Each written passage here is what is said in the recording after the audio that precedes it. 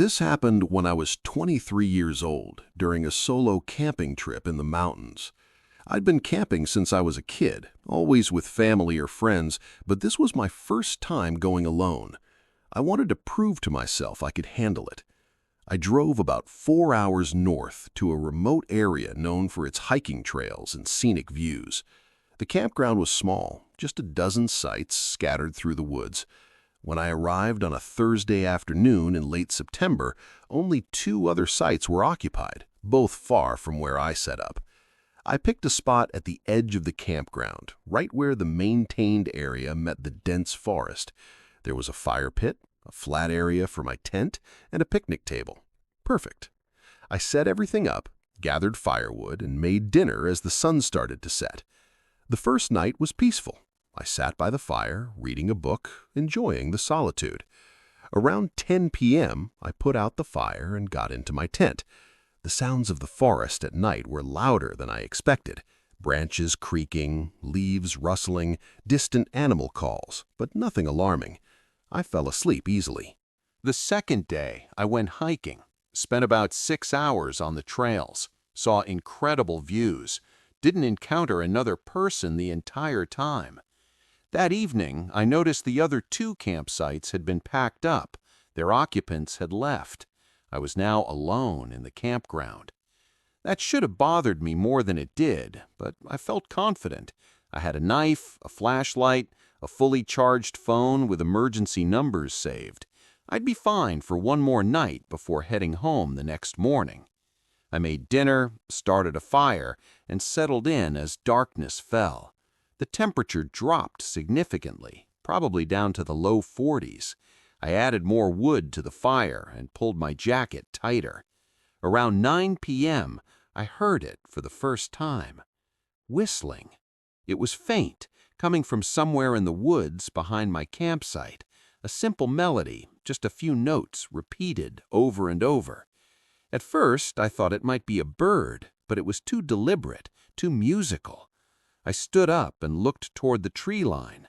The forest was pitch black beyond the reach of my firelight. The whistling continued for maybe 30 seconds, then stopped. I sat back down, feeling uneasy. Who else would be out here? I hadn't seen any other cars in the parking area. Maybe someone had hiked in and set up a primitive camp deeper in the woods. I tried to focus on my book, but I kept listening for the whistling. It didn't return. By 10:30 p.m., I decided to call it a night. I put out the fire and got into my tent, zipping it fully closed. I was almost asleep when I heard it again. The whistling. The same melody, but this time it was closer, much closer. It sounded like it was just beyond the tree line, maybe 50 feet from my tent. I lay there frozen, listening. The whistling continued, that same few notes repeating. Then it stopped abruptly. I waited in silence for several minutes. Nothing, just normal forest sounds. I told myself it was probably a hiker passing through. They'd probably be gone by morning. I eventually fell into an uneasy sleep. I woke suddenly. My phone showed 2:47 a.m. Something had woken me, but I wasn't sure what. I lay there listening. Then I heard it. Footsteps, crunching through the leaves and undergrowth. Slow, deliberate steps. They were circling my tent. My heart started pounding. I held my breath, listening to the footsteps make a complete circle around my tent, maybe 10 feet away. Then they stopped. Silence. I waited, every muscle tensed. A full minute passed, then another. The whistling started again, right outside my tent, so close I could have reached through the fabric and touched whoever was making the sound. The same melody, over and over, for what felt like an eternity but was probably only a minute or two. Then a voice, rough, almost hoarse. "I know you're awake in there." I didn't respond, didn't move, barely breathed. "I've been watching you," the voice continued, "since you arrived. I watch everyone who comes here. Most people bring friends, family, but you came alone. That was a mistake. I slowly, silently reached for my knife. My hands were shaking so badly I could barely grip it. "I'm going to give you a choice," the voice said. "You can come out of that tent right now and we can talk. Or you can stay in there and I'll come in. Either way, we're going to have a conversation." I found my voice. "I have a knife, and I've already called the police." The lie came out shakier than I wanted. The voice laughed. "No, you haven't. There's no cell service out here. I know, because I've been camping here for 3 weeks. Nobody knows you're here. Nobody's coming to help you." He was right about the cell service. I'd noticed earlier that I had no signal. "What do you want?" I asked. "I want you to understand something. These woods aren't safe. People shouldn't come here alone. Bad things happen to people who come here alone. I'm trying to help you learn that lesson." "I'll leave right now," I said. "I'll pack up and go. You'll never see me again." "Oh, you're definitely leaving," the voice said. "The question is how. On your feet or in pieces. Your choice." The whistling started again, but this time it was moving, circling the tent again, but closer, so close the person had to be brushing against the tent fabric. I made a decision. Staying in the tent meant being trapped. I had to act. I gripped my knife, took a deep breath, and unzipped the tent as fast as I could. I burst out, knife held in front of me, screaming as loud as I could. The whistling stopped. I spun around, shining my flashlight in every direction. Nothing. No one. The campsite was empty. I stood there, breathing hard, sweeping the flashlight across the trees, the picnic table, the fire pit, completely alone. But I knew what I'd heard. The voice, the footsteps, the whistling. It had been real. I didn't pack my gear. I just grabbed my car keys, my phone, and my knife, and I ran through the dark campground to the parking area, got in my car, and drove. I didn't stop until I was back in town, parked under streetlights outside a 24-hour diner. I sat there shaking, drinking coffee until the sun came up. Then I drove home. The next day, I called the ranger station and reported what happened. They said they'd send someone to check the campground and retrieve my gear. They called me back that afternoon. "We found your campsite," the ranger said. "Your tent, your supplies, everything's still there. But there's something you should know." "What?" "We found footprints, lots of them, all around your tent. Bare footprints. And they're small, like a child's." "A child?" That wasn't a child's voice I heard. "I'm just telling you what we found. Also, we found something else, carved into the picnic table at your site. It says, 'She ran. They don't usually run. Maybe next time.'" I never went back for my gear. Told them to keep it or throw it away. I didn't care. I still camp, but never alone, and never in that area. Sometimes I hear whistling, someone in a store, a coworker at their desk, and I freeze up, my heart racing, remembering that melody in the dark woods. Whoever or whatever that was, they're still out there, still watching people who camp alone, still whistling in the darkness. And I know if I ever hear that specific melody again, I need to run. This happened when I was 26 on a camping trip with my girlfriend Sarah. We'd been dating about a year and decided to spend a long weekend camping in a national forest about 3 hours from home. We arrived Friday afternoon and hiked 2 miles into the backcountry. We found a perfect spot near a stream. Flat ground, natural clearing, beautiful views. We set up our tent and started a fire as the sun began setting. As we made dinner, Sarah noticed something through the trees. "Is that another tent?" she asked, pointing. About 100 yards away, barely visible through the forest, was what looked like a green tent. "Guess we're not as alone as we thought," I said. We debated walking over to introduce ourselves, but decided against it. Some people come to the woods for solitude. We'd respect that. Around 10 p.m., Sarah noticed something odd. There was no light from the other campsite. No fire, no flashlights, nothing. Maybe they're already asleep, she suggested. We didn't think much more about it and went to bed. The next morning, Sarah kept glancing toward the other tent. I haven't seen any movement over there. No smoke, no sounds. After breakfast, curiosity got the better of us. We walked through the trees to check it out. As we got closer, something felt wrong. The tent was old, not just used, but weathered, faded from sun exposure, covered in pine needles and leaves. The rain fly was partially collapsed. "Hello?" I called out. No response. The tent's zipper was open, the flap hanging loose. I looked inside. Empty, but not recently empty. There was gear inside, sleeping bag, backpack, cooking equipment, all covered in dust and debris. The sleeping bag had holes in it, like mice had been nesting. "This tent has been here a long time," Sarah said quietly. "Months, maybe longer." She was right. This wasn't an active campsite. This was abandoned. Around the area, we found a fire pit full of old waterlogged ash, a frayed rope hanging between trees, and scattered items, cooking pot, water bottle, flashlight, all weathered and old. "This is creepy," Sarah said. "Should we report it?" Maybe they had an emergency and left quickly. But even as I said it, I didn't believe it. Something felt wrong. We went back to our campsite, both unsettled. We tried to enjoy the day, went hiking, had lunch by the stream, but the abandoned tent bothered us. That evening, by the fire, Sarah brought it up again. "We should look through that backpack tomorrow, see if there's ID. What if something happened to them and no one knows?" She had a point. We decided we'd check in the morning and report it to rangers if we found identification. We went to sleep, but I slept poorly. Around 3 a.m., Sarah shook my shoulder. "Do you hear that?" she whispered. I listened.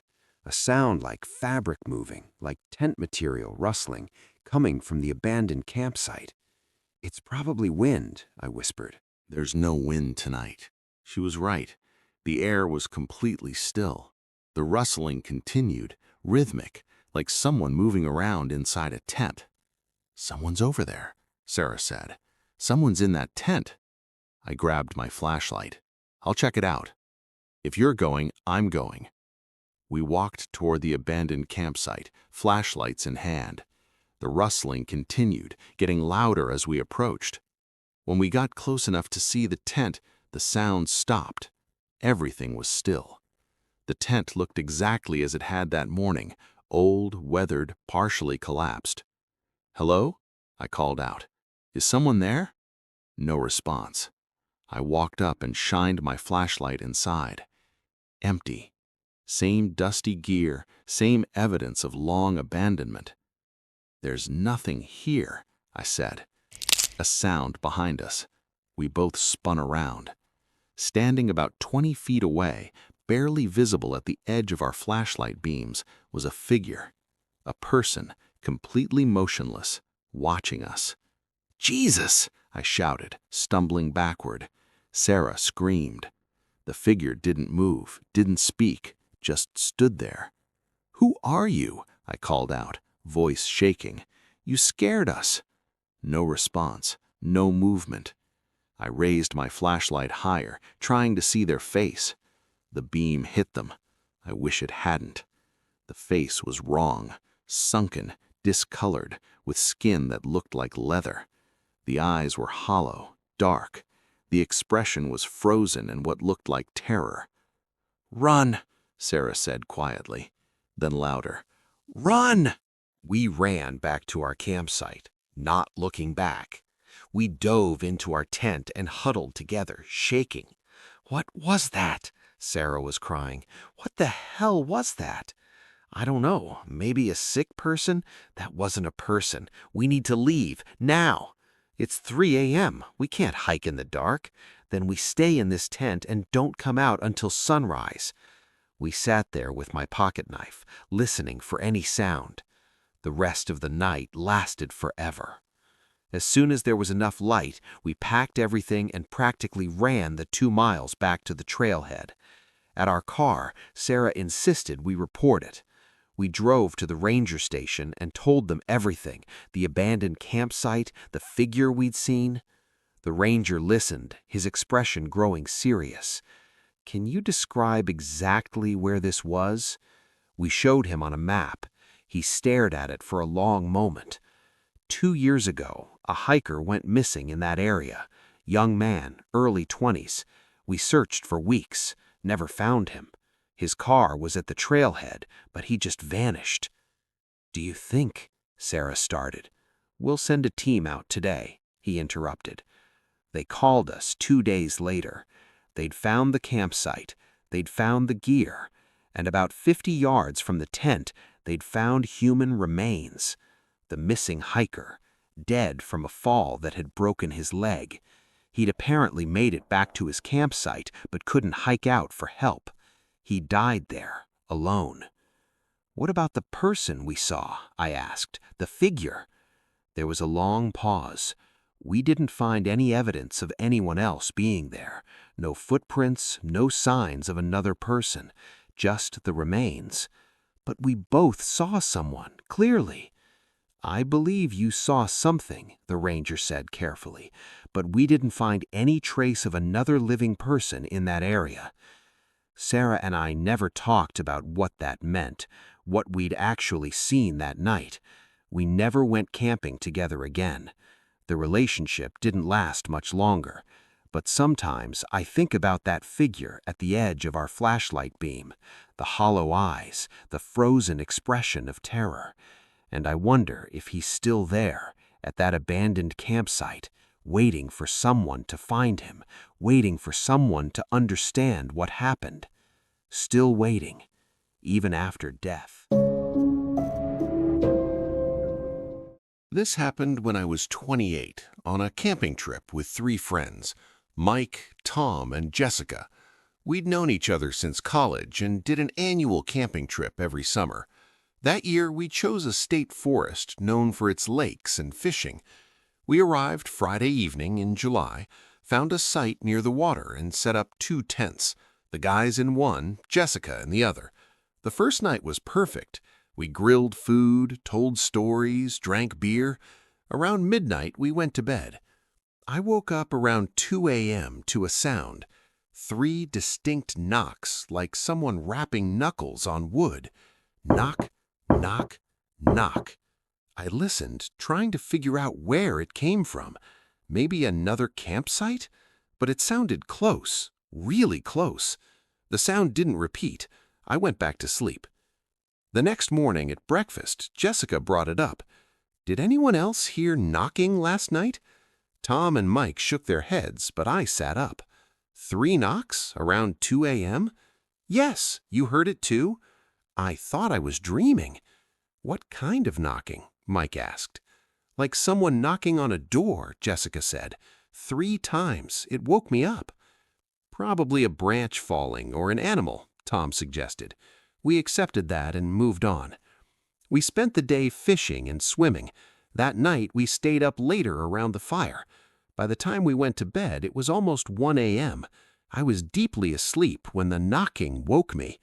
Knock, knock, knock. Louder this time, clearer, and it was definitely on our tent. 3 knocks on the side of the tent, like someone standing outside rapping their knuckles against the fabric. Mike sat up. "What the hell was that? You heard it too?" Tom was awake now. "Who's out there?" he called. No response. "Jessica, is that you?" Mike called. No answer. I unzipped the tent and looked outside. The campsite was empty. Jessica's tent was zipped closed, undisturbed. "There's nobody here," I said.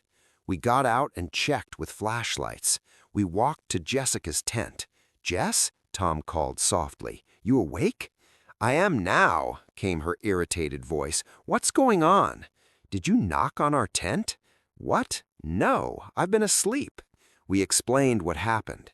She got out and we all stood around the fire pit area confused and unnerved.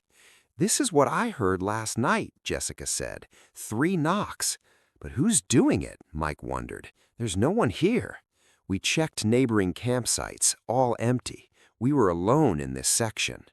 "Maybe teenagers playing pranks," Tom suggested. It seemed reasonable, but something felt wrong. We went back to bed, but I barely slept, expecting the knocking to return. It didn't come. The third night, our last night, we were all on edge. We'd talked about leaving early, but pride kept us there. We went to bed around midnight, all expecting the knocking. At exactly 2 a.m., it came, but this time on both tents simultaneously. Knock, knock, knock. 3 knocks on each tent at the same time, like multiple someones were standing at each tent, knocking in perfect synchronization. "Okay, this isn't funny," Mike shouted. "Whoever's doing this, knock it off." We all got out. The campsite was empty. Then Tom pointed his flashlight toward the tree line. "Look!" At the edge of the forest, just beyond our firelight, were shapes, multiple dark figures standing among the trees. We all froze. "Hello?" I called out, voice cracking. "Can we help you?" The figures didn't move, didn't respond, just stood there, barely visible in the darkness. "How many are there?" Jessica whispered. I counted. 6. 6 figures standing motionless, all facing us. "We should leave," Jessica said. "Right now." None of us argued. We started grabbing gear, throwing things into bags, taking down tents as fast as we could. The whole time, those figures stood there, watching. As we loaded the last items into our cars, Tom pointed his flashlight back. The figures were gone. "Where did they—" 3 knocks. On Tom's car, right on the driver's side door. We all jumped. Tom's car was locked, windows up. No one was near it. "Get in the cars!" Mike shouted. "Just get in and go!" We jumped in our vehicles and drove out, leaving tire tracks in our hurry. We drove in convoy to a gas station 20 miles away. In the harsh fluorescent lights, we stood around trying to process it. "Did we all see those figures?" Jessica asked. We all confirmed. 6 figures, standing in the trees. "And the knocking on the car," I added. "We all heard that." The next day, I called the park office and reported what happened. The ranger was quiet after I finished. "What campsite were you in?" he asked. I told him the site number. Another pause. "You're not the first to report strange things at that site. We've had reports over the years, people hearing knocking at night, seeing figures in the woods.